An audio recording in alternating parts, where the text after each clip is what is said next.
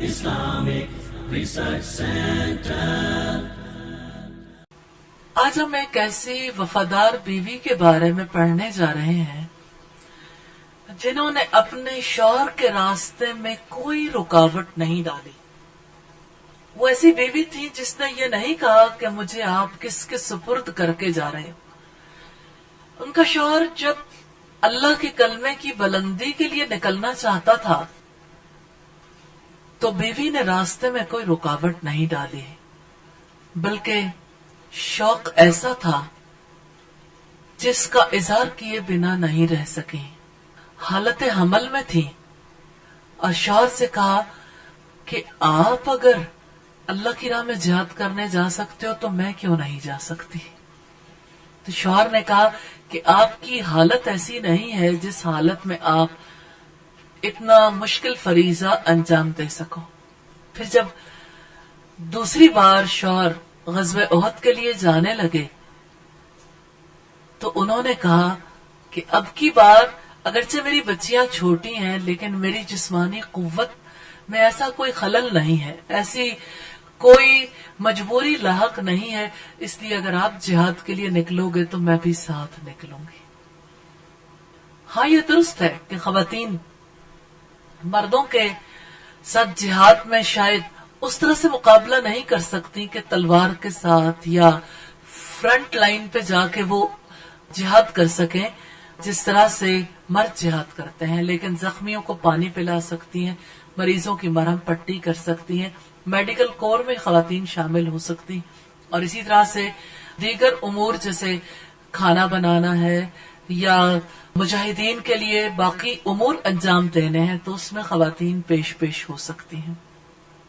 وہ خاتون جو جہاد میں شامل ہونے کا شوق رکھتی تھی ام قجا انصاریہ ہے. آج ان کے بارے میں ہم دیکھتے ہیں. رضی اللہ تعالی عنہا انصار کی ایک عالم فاضل خاتون تھی. ان کی شادی اوس بن ثابت انصاری سے ہوئی جو بنی عدی بن عمرو بن مالک قبیلے کا چشم و چراغ تھا. ان کا خاندانی تعلق مدینہ میں مشہور و معروف قبیلے بنو نجار تک پہنچتا ہے. کیا آپ جانتے ہیں بنو نجار کون تھے؟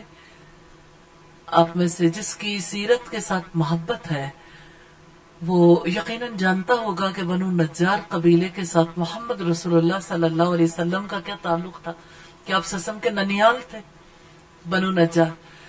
تو یہ ہم تعلق دیکھ رہے ہیں کہ ان کا تعلق قبیلہ بنو نجار سے جا کے ملتا ہے. اوس بن ثابت ان لوگوں میں سے ایک ہے جنہوں نے عقبہ ثانیہ میں اپنی قوم کے معززین کے ساتھ رسول اللہ کے ہاتھ پر بیعت کا شرف حاصل کیا. وہ رسول اللہ صلی اللہ علیہ وسلم کے والہانہ استقبال کرنے والوں میں بھی شامل تھے. انہوں نے مسجد نبوی کی تعمیر میں بھی حصہ لیا. ام قجا اور ان کے شوہر کے درمیان مکمل ہم آہنگی اور اتفاق تھا. دونوں ہی نے اسلام قبول کیا تھا اور ان کے درمیان کسی بات پر اختلاف نہیں ہوتا تھا. دونوں اسلام کے ساتھ یکساں طور پر وابستہ رہے. اسلام ازدواجی زندگی کے لیے جو رہنمائی دیتا ہے اس کے مطابق ایک عورت اپنے شوہر کی مطیع ہوتی ہے، اس کے حقوق کا خیال رکھتی ہے، شوہر کے مال کی اور اپنی ذات کی حفاظت کرتی ہے، اور اسی طرح شوہر اپنی بیوی کے حقوق پہچانتا ہے، اس کی خوب قدر کرتا ہے. دونوں ایک دوسرے کے بہترین رفیق حیات ثابت ہوتے ہیں. اور بیوی کے حقوق کے حوالے سے اگر دیکھیں تو اس کو تحفظ فراہم کرنا، مالی تحفظ بھی اور زندگی کا تحفظ فراہم کرنا بھی، یہ شوہر کی ذمہ داریوں میں سے ہے. آج کے دور میں مسلمان مردوں نے بھی ان ذمہ داریوں کو ادا کرنا کافی حد تک ترک کر دیا ہے. وہ اس ذمہ داری میں بھی خاتون کو شریک کرنا چاہتے ہیں کہ خاتون یہ ذمہ داری انڈیپینڈنٹلی اٹھائے یا کم از کم ہماری ذمہ داری کو اپنی ذمہ داری بنا لے. اسی وجہ سے باہمی تعلقات میں وہ بات نہیں رہتی. تو ایک مضبوط گھرانے کی بنیاد مسلمان شوہر اور مسلمان بیوی ہی رکھ سکتے ہیں. سیدہ ام قجا رضی اللہ تعالی عنہا خواتین کے ساتھ رسول اللہ صلی اللہ علیہ وسلم کی مجالس میں حاضر ہوا کرتی تھی تاکہ وہ پردے میں رہ کر رسول اللہ صلی اللہ علیہ وسلم کی احادیث سے بہرہ ہوں۔ سیدنا اوس بھی رسول اللہ صلی اللہ علیہ وسلم کی مجالس میں باقاعدگی کے ساتھ شریک ہوا کرتے تھے، اور رسول اللہ جب نماز پڑھاتے تھے تو ان کی اقتداء میں سیدنا اوس نے نمازیں ادا کی۔ زمانہ جاہلیت میں دونوں کے یہاں ایک بچی نے جنم لیا اور دونوں نے اس پر مکمل اتفاق کیا کہ ہم اپنی بچی کو زندہ درگور نہیں کریں گے۔ اس دور کے لحاظ سے یہ بہت بڑی بات تھی کہ شوہر اور بیوی ایک بات پر اتفاق کر لیں۔ جب دونوں نے اتفاق کیا تو اوس بن ثابت نے بچی کی پرورش کا سامان مہیا کیا۔ اس دور میں ان کے قبیلے میں بھی یہ رواج تھا کہ جو بچی پیدا ہوتی تھی اس کو زندہ درگور کر دیتے تھے۔ ام قجا کے معمولات کو ہم دیکھنا چاہیں تو وہ نماز ادا کرتی تھی، اپنے شوہر کی خدمت کے فرائض اور اپنی ننھی بچی کی دیکھ بھال کیا کرتی تھی۔ جب فارغ ہو جاتی تو چمڑے کے ان ٹکڑوں اور کھجور کی کھال کی طرف متوجہ ہوتی تھی جن پر ان کا شوہر قرآنی آیات لکھا کرتا تھا، تاکہ وہ حسب استطاعت ان آیات کو زبانی یاد کر لیں، یعنی وقت نکالتی تھی۔ الحمدللہ اس سے ان کی علم کی محبت، شوق، رغبت اور قرآن حکیم کے ساتھ ایک تعلق کا پتہ چلتا۔ ایک دن سیدنا اوس اپنے بیوی کے پاس جلدی میں آئے، ہتھیار سے جائے، اپنے بیوی کو بتایا کہ رسول اللہ کے ساتھ مشرکین کے خلاف جنگ کرنے کے لیے بدر کی طرف جا رہے ہیں۔ وفادار بیوی نے اپنے شوہر کے راستے میں کوئی رکاوٹ نہیں ڈالی، نہ اس سے یہ کہا کہ آپ مجھے کس کے سپرد کر کے جا رہے ہیں۔ سیدہ ام قجا نے اپنے شوہر اور مسلمانوں کے حق میں کامیابی اور صحیح سالم واپس آنے کی دعا کی۔ ایک بات ان کے دل میں بار بار آتی تھی، کاش میں بھی اس جہاد میں شریک ہو سکوں۔ آخر کار انہوں نے اپنے شوہر کے سامنے یہ بات کر دی۔ وفادار بیوی نے جب یہ بات سامنے رکھی تو سن کر اوس بن ثابت مسکرا دیے۔ انہوں نے کہا کہ تم حالت حمل میں ہو، ایک تو تمہاری حالت ایسی نہیں، پھر ننھی بچی کی ذمہ داری کون اٹھائے گا؟ اگر میرا جہاد میں حصہ لینا آپ کے لیے کافی نہیں تو میں 2 گنا محنت کروں گا، اپنی طرف سے بھی اور آپ کی طرف سے بھی۔ اس پر ام قجا نے کہا کہ تم اتنی اچھی شخصیت کے حامل ہو، کٹن گھڑی میں اپنی بیوی کو خوش کرنے کا ارادہ رکھتے ہو، یعنی میرا دل بے چین ہے اور تم نے میرا دل خوش کر دیا۔ اور آپ کی خوش اخلاقی کے کیا کہنے کہ آپ اپنی بچی کی والدہ کے دل کو خوش کرنے اور اس کے دل میں پھول مہکانے کا ارادہ رکھتے ہو، اور کسی طرح سے بھی اسے غمگین دیکھنا آپ کو گوارا نہیں ہے۔ آپ نے اپنی اس ادا سے مجھے مسکرانے کے لیے مجبور کر دیا۔ پھر اس کی بیوی نے دیگر مسلمانوں کے ساتھ اسے رخصت کیا، فتح و نصرت کی دعائیں دی۔ یہی ایک مسلمان مرد اور عورت کا باہمی تعلق ہے، شوہر اور بیوی کا ایک آئیڈیل تعلق ہے۔ غزوہ بدر اسلام کی تاریخ کا ایک اہم موڑ تھا۔ اس جنگ کے لیے رب العزت نے فرمایا کہ اب جسے جینا ہے دلیل روشن کے ساتھ جیے، اور جسے مرنا ہے وہ دلیل روشن کے ساتھ مر جائے، یعنی اب یا تو نظام اسلام رہے گا یا نظام کفر۔ فیصلہ کن موڑ آ گیا۔ بدر میں مشرکین کے سرداروں کا خاتمہ ہوا تو ان کے پاؤں تلے سے زمین نکل گئی۔ اللہ تعالیٰ کی مدد سے مسلمانوں کے حوصلے بلند ہوئے۔ سیدنا اوس بن ثابت نے دیگر مسلمانوں کے ساتھ ڈٹ کر جہاد کیا۔ اس دوران ام قجا نے اپنی دوسری بچی کو جنم دیا، یعنی غزوہ بدر کے دوران ہی۔ تو اللہ تعالیٰ نے حسب وعدہ مسلمانوں کو کامیابی سے ہمکنار کیا۔ لشکر اسلام کے استقبال کے لیے والہانہ انداز میں لوگ اپنے گھروں سے نکلے، خواتین بھی نکلی، کوئی اپنے باپ کے بارے میں جاننا چاہتی تھی، کوئی شوہر کے بارے میں، کوئی اپنے بچے کے بارے میں جاننا چاہتی تھی۔ سیدہ ام قجا بھی اپنے شوہر کی صحیح سلامت واپسی سے رغبت رکھتی تھی۔ وہ چاہتی تھی کہ وہ اپنی خوبصورت بچی کو دیکھیں جس کو انہوں نے جنم دیا۔ شوہر کی غیر حاضری میں. سارے لوگوں کو انہوں نے غور سے دیکھا لیکن اسے اپنا بہادر شاہ سوار دکھائی نہیں دے رہا تھا. سیدہ ام قضا اس صورتحال میں کس طرح سے اپنے اوپر قابو رکھے ہوئے تھے. یقیناً وہ ایمان تھا اور رب پر بھروسہ تھا کہ اگر واپس آئے گا تو غازی ہے اور اگر جان دے دے گا تو شہید ہو جائے گا. سیدہ ام قضا نے دیکھا تو ان کا شوہر ان کی طرف قدم بڑھا رہا تھا. جوان مرد اور بہادر اوس بن ثابت نے اپنی دونوں بچیوں اور بیوی کو مسکرا کر دیکھا. سیدنا اوس بن ثابت کی دلی تمنا تھی کہ میرا بیٹا ہو، لیکن اللہ تعالیٰ جس کو چاہتا ہے بیٹے عطا کرتا ہے، جس کو چاہتا ہے بیٹیاں دیتا ہے. وہ جو چاہتا ہے عطا کرتا ہے. سیدنا اوس اپنے خاندان کے پاس آئے، انہوں نے اپنی بچیوں کو گلے سے لگایا. سیدہ ام قضا نے اللہ کے حضور دعائیں کی اور اس طرح اللہ کا شکر ادا کیا. کچھ دیر آرام کرنے کے بعد سیدنا اوس نے اپنی بیوی کو جنگی مشاہدات سے آگاہ کیا. میدان جنگ میں جو کارنامے انہوں نے سر انجام دیے تھے ان سے روشناس کروایا اور یہ بتایا کہ کیسے اہل کفر نے شکست کا سامنا کیا. غزوہ بدر کی ناکامی کے بعد قریش کے لیے اس ہزیمت کو برداشت کرنا بہت مشکل ہو گیا. انہوں نے اپنے جانی اور مالی نقصان کی وجہ سے یہ طے کیا کہ جلد ہی مسلمانوں کے ساتھ دوسرا مقابلہ کیا جائے. اسی سلسلے میں غزوہ احد کے لیے مسلمانوں نے بھی تیاری کی. ایک بار پھر سیدنا اوس بن ثابت چاہتے تھے کہ میں جنگ میں شریک ہوں. اس بار ایسا ہوا کہ ام قضا نے پھر کہا کہ میں اپنی دونوں بیٹیاں اپنے ماں باپ کے گھر چھوڑ دوں گی لیکن میں آپ کے ساتھ ضرور جاؤں گی. سیدنا اوس بن ثابت میدان احد جانے سے اپنی بیوی کو اس بار نہیں روک پائے.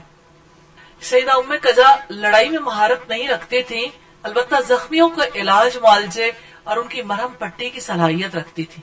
مجاہدین کو پانی پلانے کا فریضہ انجام دے سکتی تھی. وہ چاہتی تھی کہ اپنے شوہر اوس بن ثابت کے ساتھ ان کے شانہ بشانہ جہاد میں شریک ہوں.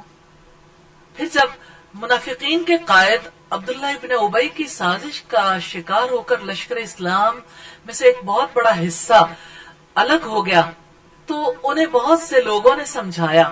جابر بن عبداللہ بن حرام ان سے ملے اور انہوں نے کہا کہ میں تمہیں اللہ کی یاد دلاتے ہوئے کہتا ہوں کہ تم اپنی اور اپنی قوم کی رسوائی کا باعث نہ بنو.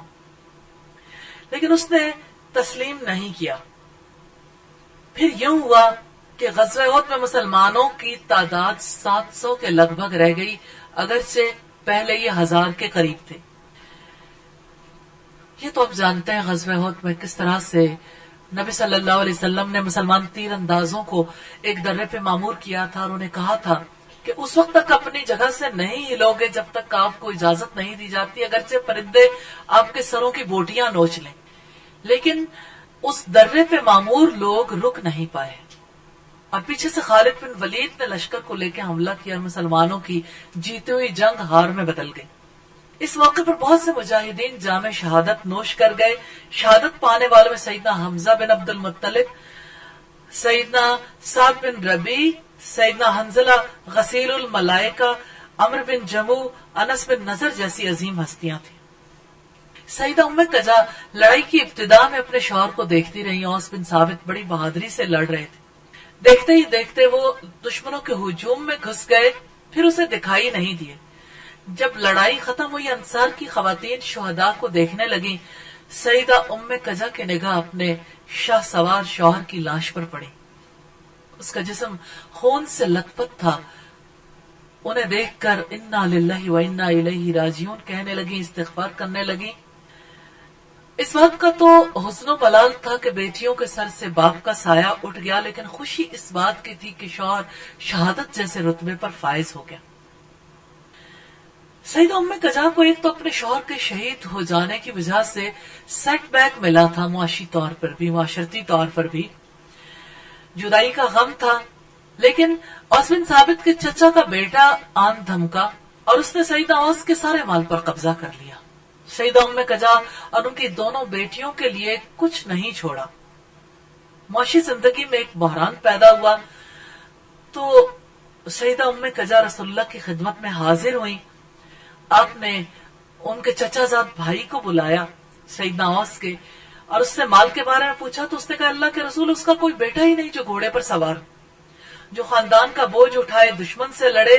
زمانہ جاہلیت کے نظام کے مطابق جب کوئی شخص فوت ہو جاتا تھا اور اس کے مال میں سے عورت اور چھوٹے بچوں کو کچھ بھی نہیں دیا جاتا تھا. رسول اللہ نے فرمایا جاؤ میں انتظار کرتا ہوں کہ اللہ تعالیٰ ان عورتوں کے بارے میں کیا حکم نازل کرتا ہے. ایک عورت ماں ہے 2 بیٹیاں ہیں چھوٹی چھوٹی. سیدہ ام قجا اپنی بیٹیوں کے ساتھ وہیں بیٹھ کر انتظار کرنے لگی کہ اللہ کی وحی ضرور آئے. اسے دلی اطمینان تھا کہ اللہ تعالیٰ عدل و انصاف کے ساتھ اپنا فیصلہ نافذ فرمائے گا. اس سے ان کے توکل علی اللہ کا پتہ چلتا ہے کیونکہ عدل تو اللہ کے اسماء حسنہ میں سے ہے. اس موقع پر اللہ تعالیٰ نے یہ آیات نازل فرمائی للرجال نصیب مما ترک الوالدان والاقربون وللنساء نصیب مما ترک الوالدان والاقربون مما قل منه او کثر نصیبا مفروضا. مردوں کے لیے اس مال میں سے حصہ ہے جو ماں باپ اور قریبی رشتہ داروں نے چھوڑا ہو اور عورتوں کے لیے بھی اس مال میں سے حصہ ہے جو ماں باپ اور قریبی رشتہ داروں نے چھوڑا. خواہ تھوڑا ہو یا زیادہ یہ حصہ اللہ کی طرف سے مقرر ہے. اور اسی میں ان کے حوالے سے خاص بات تھی یوصیکم اللہ فی اولادکم. اللہ تمہاری اولاد کے بارے میں تمہیں ہدایت کرتا ہے. للذکر مثل حظ الانثیین. مرد کا حصہ 2 عورتوں کے برابر ہے. فإن كن نساء فوق اثنتین فلہن ثلثا ما ترک. اگر میت کی وارث 2 یا 2 سے زائد لڑکیاں ہوں تو انہیں ترکے کا 2/3 حصہ دیا جائے. اگر ایک ہی لڑکی وارث ہو تو اس کا حصہ آدھا ترکہ ہے. پھر جب یہ احکامات نازل ہوئے سورہ النساء کی آیات ہے 7 سے 11 تک. یہ آیات نازل ہونے کے بعد رسول اللہ نے سیدہ ام قجا ان کی دونوں بیٹیوں اور ان کے باپ کے چچا زاد بھائی کو بلایا. حکم دیا کہ اوس کے ترکے میں سے اس کی بیٹیوں کو 2/3 دے دیں. ان کی والدہ کو مال کا 8واں حصہ دے دیں. جو مال باقی بچے وہ 13 ہے. اب آپ دیکھیے 8واں حصہ تو گیا پہلے, پھر 2/3 چلا گیا تو باقی کتنا حصہ رہ گیا. یہ عدل ہے اللہ تعالیٰ کی جانب سے. تو آسمان سے عدل و انصاف کے مطابق فیصلہ نازل ہونے کے بعد بھی بات کرنے کی کوئی گنجائش کیا باقی رہ جاتی ہے؟ اللہ سبحانہ و تعالی سیدہ ام قجا پر اپنی رحمت کی برکھا برسائے. کس طرح انہوں نے اللہ پر توکل کیا اور اللہ تعالیٰ نے عدل کے ساتھ فیصلہ کیا. اللہ تعالیٰ ان سے راضی ہو جائے. سیدہ ام قجا کی معاشی صورتحال بھی بہتر ہوئی اور اپنی بچیوں کی انہوں نے عمدہ طریقے سے پرورش کی, لیکن ان کی وجہ سے اللہ کی وحی نازل ہوئی ہے. ان کے لیے بہت بڑا اعزاز ہے. ہاں, جو اللہ پر توکل کرتا ہے اللہ اس کے لیے کافی ہو جاتا ہے. رب العزت نے فرمایا وَمَن يَتَوَكَّلْ عَلَى اللَّهِ فَهُوَ حَسْبُهُ. جو اللہ پر توکل کرتا ہے اللہ اس کے لیے کافی ہو جاتا ہے. توکل کرنے والوں کے لیے سیدہ ام قجا کی زندگی میں کتنی بڑی مثال ہے. پھر بحیثیت بیوی کی انہوں نے جو کردار ادا کیا کہ اپنے شوہر کے ساتھ ہم آہنگی, اپنے شوہر کے ساتھ حسن ظن رکھنا, ان کے ساتھ شانہ بشانہ ان کے کاموں میں شریک ہونا. پھر کس طرح سے جاہلی دور میں بھی انہوں نے اپنی بیٹی کو زندہ درگور ہونے سے بچایا. پھر کس طرح اسلام آنے کے بعد انہوں نے جہاد میں عملی طور پر شرکت کی. پھر سیدنا اوس بن ثابت کے بعد جب معاملہ گھریلو زندگی میں ایسا ناخوشگوار واقعہ پیش آیا تو وہ رسول اللہ کے پاس فیصلہ کروانے کے لیے گئی. ہاں, سلام ان پر کہ جنہوں نے اسلام کی حقانیت کو پا لیا, آپس میں بیٹھ کے فیصلہ نہیں نپٹایا, اللہ اور اس کے رسول سے فیصلہ چاہا. ان کی زندگی میں ہمارے لیے مثال ہے. اللہ تعالیٰ سے دعا ہے کہ ہمیں ان لوگوں کے اسوے پر چلنے کی توفیق عطا فرمائے. وآخر دعوانا ان الحمد للہ رب العالمین. سبحانك اللهم وبحمدك نشهد ان لا اله الا انت نستغفرك ونتوب اليك لا اله الا انت نستغفرك ونتوب اليك لا اله الا انت نستغفرك ونتوب اليك